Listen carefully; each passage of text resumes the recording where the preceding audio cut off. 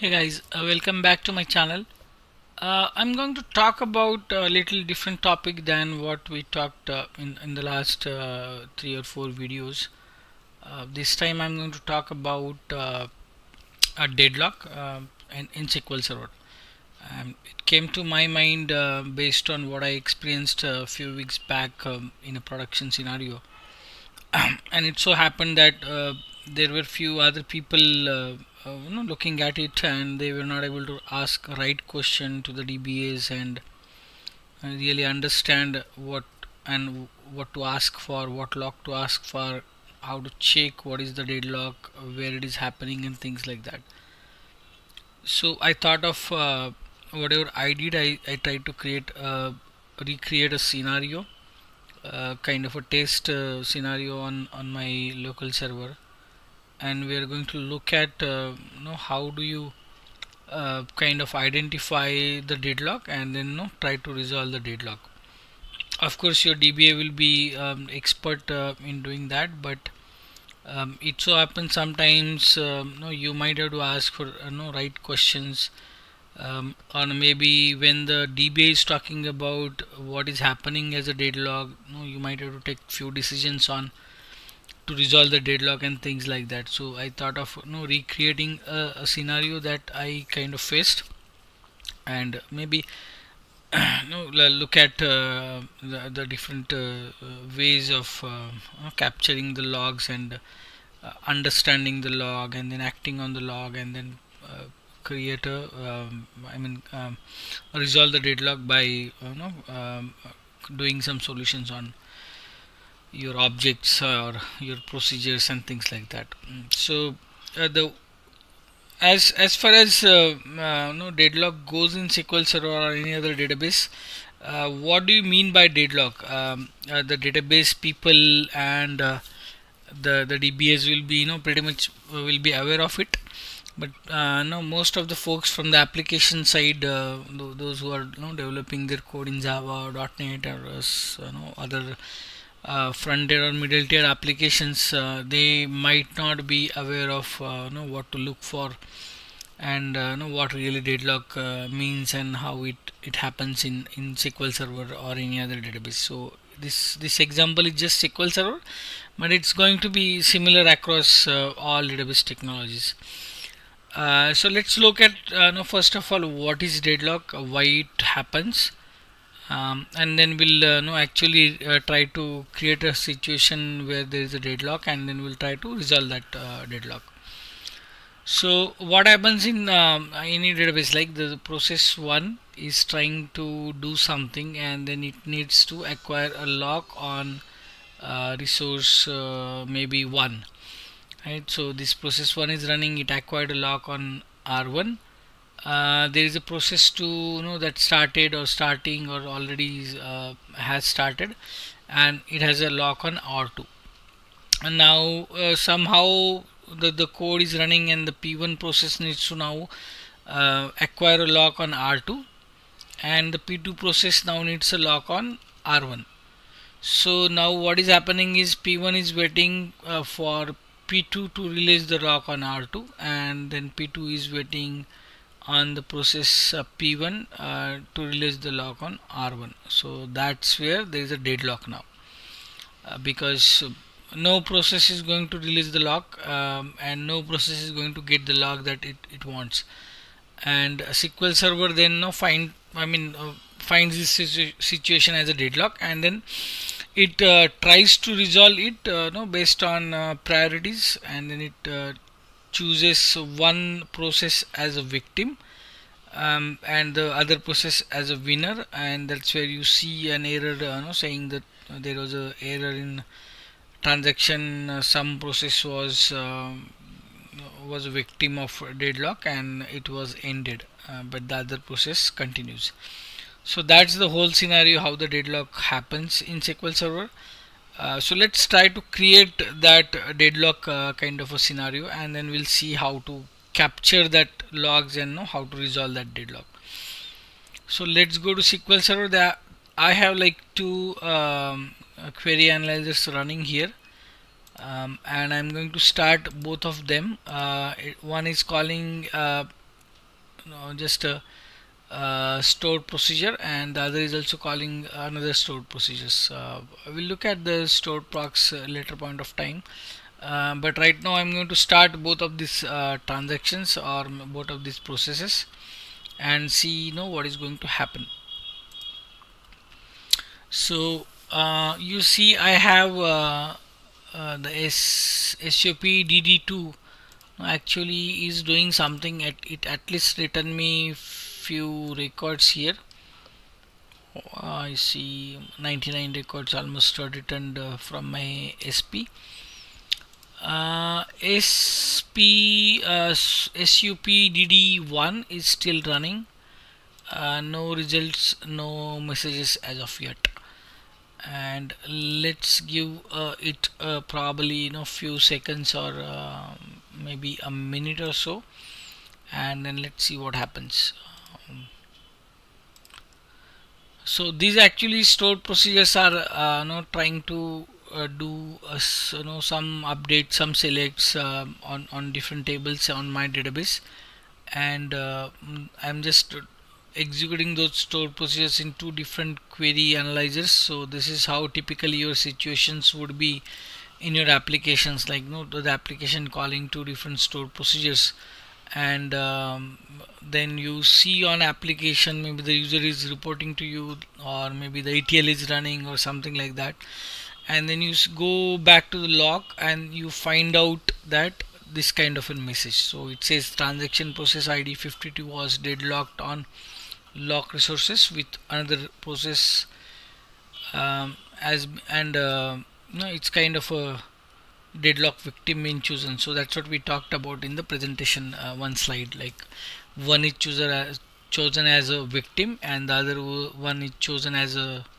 winner, and it will be based on the priorities. SQL Server decides whether it is update statement, and it's insert or select statement, what kind of log the resource has acquired, whether it is a exclusive lock or intent exclusive or shared, and things like that. So there are a lot of escalation levels in SQL Server to acquire the locks. Maybe we can talk about it at a later point of time. But this is what is going to happen. So if you look at this one, right, I'm seeing the results here, and then it says one row affected, 0 is affected, 4 rows affected. So one winner, so this guy DD1 is the winner, which is completed successfully. The other one is actually a victim, and that was actually ended by SQL Server.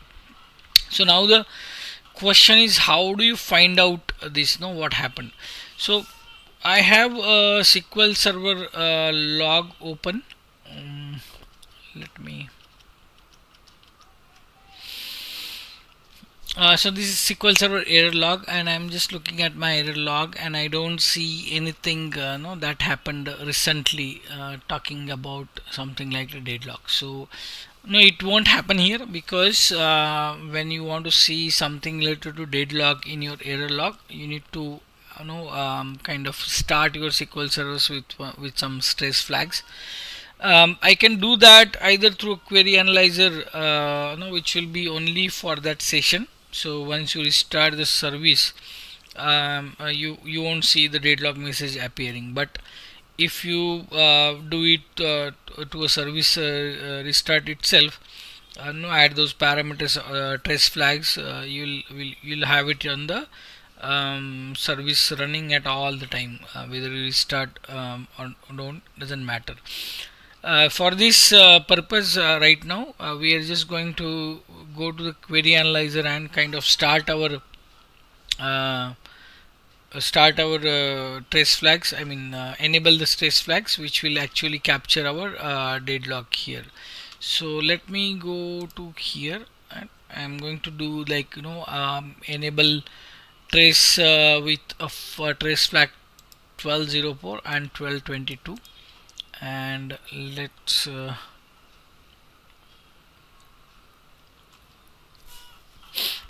right. So we have that now, and let's now rerun those processes here, and let's see what happens.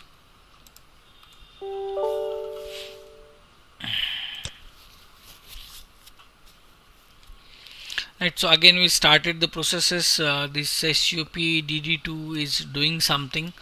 I see like it is executing the query and we have few results here, and then still something going on here, and on the other side as well I don't have any results still going on, and we don't have messages as well appearing right now. So meanwhile, since there is a delay introduced by me to make the deadlock appear, let's look at the deadlock test, and then go to the store proc and look at those two store procs that we are talking about here. Just quickly, it's very simple, very straightforward, but that will give you an idea what is going on in the background. So let me go to the, I'm just doing a create, so it will give me a script. So if you look at the DD1 SP is actually doing just an update on a employee tab table, then it's doing a delay of 1 minute, then doing an update on a department tab table, and then again delay of 1 minute and just a select statement, and it is going to be in my transaction. And then if you go to another proc, that is DD2, it is doing the same thing, but if you look at closely, I have update statement of department tab before employee tab compared to the other one. So that's where I am trying to create a deadlock kind of a situation. So now let's go back and see what happened here. Okay, so if you see here, we got this message, right? So this time, yeah, again this went through, but this time since we had enabled the trace logs, let's see what happens. So I'm just going to refresh on my SQL error log, and then you will start seeing some messages, some information related to deadlocks. You see here 822, this is what no, if you see 823 kind of thing. So this is where I started my process, and you see like just a name, deadlock victim is this process, deadlock list is appearing. So somehow my SQL error log is telling me these are the queries, and there is a deadlock list, and something is going on that is actually causing a deadlock. Now how do I resolve this situation? Because most of the times I won't get the full information about deadlock from the error log. It will just tell me that there is a deadlock on few processes.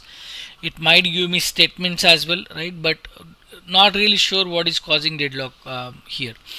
So then the next thing is we actually need to capture a SQL Profiler trace, and that's what I'm going to do now. So I'm just going to start my trace on the same database that we are going to run the queries, right? So I started the trace now and SQL Profiler trace now, and then I'm going to start these procedures again here, right? So maybe another minute or two, and then we'll see in the trace log something appearing. So meanwhile, let me again open and show to you the tables involved and in the store process. So just one, I mean the other is the similar thing, but just order, reverse of order of my update statements.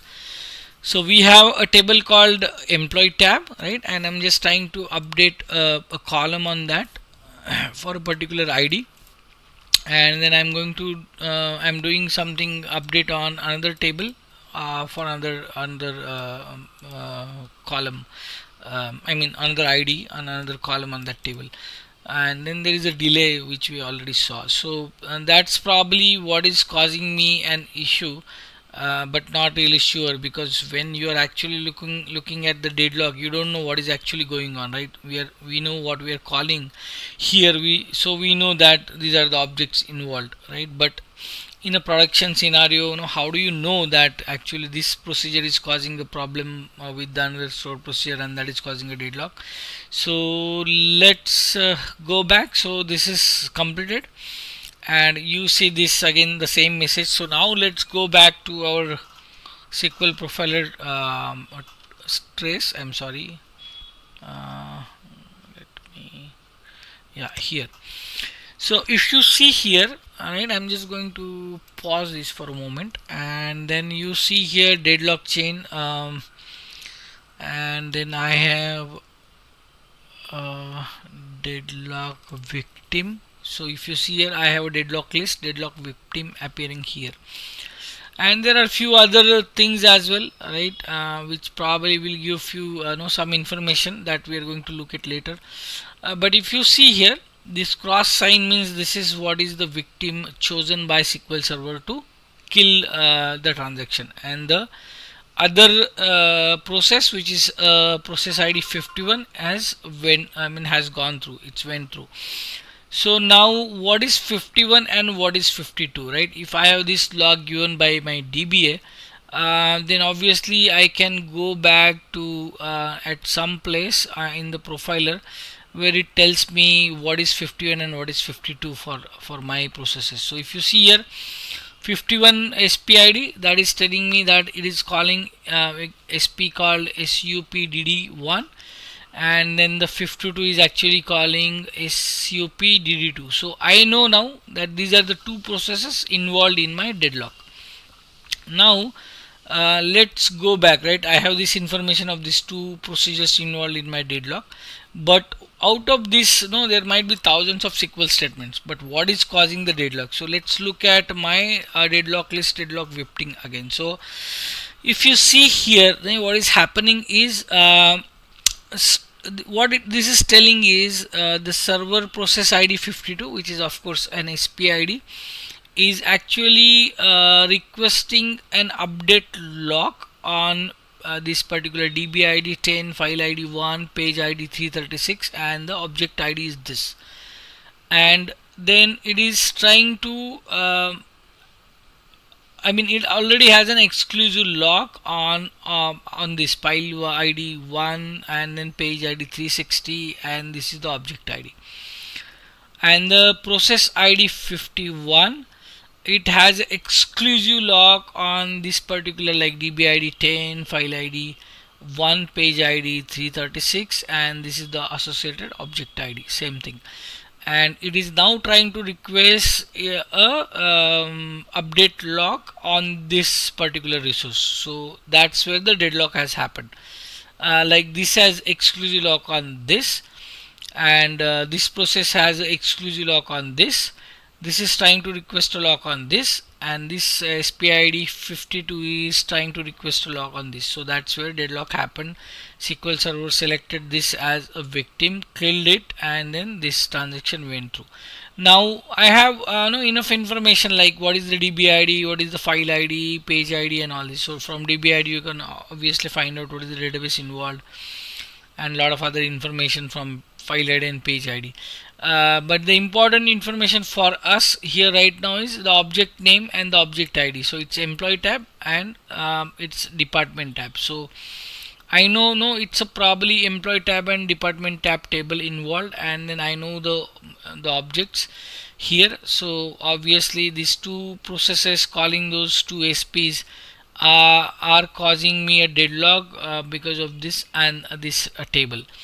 So now you have enough information. So now you can go back and look at the code, right? And of course you can reverse your SQL statements, or no, if it's a too long process to do that, I probably would look at the definition of these two tables. So let's go back and look at the definition of these two tables. So I'm just going to do a employee tab and go to design.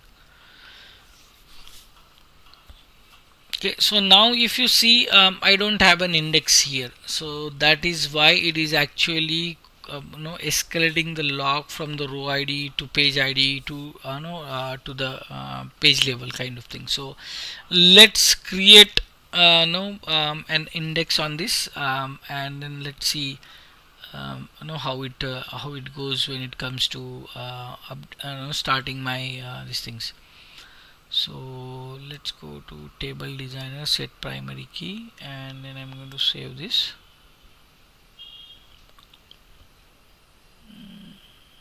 Okay, so that's a problem. Let me go to tool and options,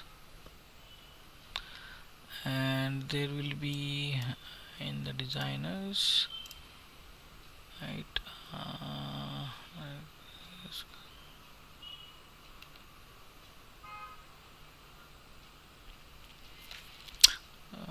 let table and this database, okay, that's fine. Prevent saving change, so I just need to unlock this or uncheck this and then save it back,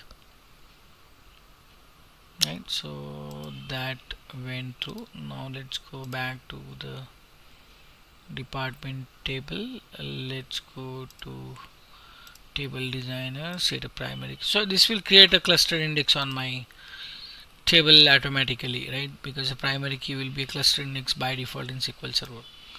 And so now let's try to run this. It's still the same thing, right? I haven't changed anything in my code. I just created indexes on both of my tables, and no, meanwhile it is running. Let me tell you why we created indexes. As I said, the same code exists, just a reverse of order, because we are doing where id equal to 10 and where department id equal to 2, and there is no index. It is escalating my lock from the row id to the page id, and since that page has both the records from both the tables, it is actually causing us a deadlock. So let's go back and see what happens. It might not take more than a minute or so, and I'm expecting this time it should go through without showing us any deadlock error. And so in a production scenario, on your real life scenario, you will kind of see no deadlock, but you don't know what object is causing deadlock, what stored procedure is running, what application code is running, and things like that. So you need to go back to your DBA, ask him, no, I want a deadlock graph and deadlock list and deadlock chain, and probably a graph from the SQL Profiler trace. And once I have that, I will be able to look at what is going on, and then probably take a suggestion from your DBA or other data architect and people like that, and try to create the required objects, or create the required keys, and then try to resolve the deadlock. So that's probably how you have to work in your this thing production scenarios. So this is on. Okay, so let's okay, meanwhile it is running, let's open another query, and let's look at something called as sp lock, which actually shows us